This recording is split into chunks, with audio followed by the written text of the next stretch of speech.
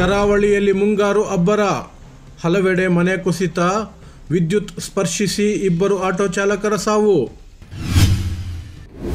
ಮುಸ್ಲಿಮರಿಗೆ ಮೀಸಲಾತಿ ಒದಗಿಸಿದ್ದು ದೇವೇಗೌಡರು ಎಂಬುದು ಹಸಿ ಸುಳ್ಳು. ಕುಮಾರಸ್ವಾಮಿ ಈ ಸುಳ್ಳನ್ನು ಪದೇ ಪದೇ ಹೇಳುತ್ತಿದ್ದಾರೆ.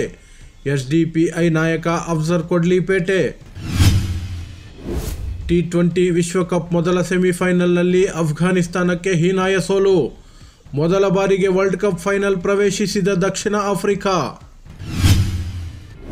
ಪಾಕಿಸ್ತಾನದಲ್ಲಿ ತಾಪಮಾನದಲ್ಲಿ ವಿಪರೀತ ಏರಿಕೆ, ಕಳೆದ 4 ದಿನಗಳಲ್ಲಿ 450 ಜನರ ಮೃತ್ಯು. ಸಿಬ್ಬಂದಿ ಪ್ರಕರಣ ಇತ್ಯರ್ಥಕ್ಕೆ ಲಂಚ, ಕೆಎಸ್ಆರ್ಟಿಸಿ ವಿಭಾಗಾಧಿಕಾರಿ ಲಂಚ ಸ್ವೀಕರಿಸುವಾಗ ಲೋಕಾಯುಕ್ತ ಬಲೆಗೆ.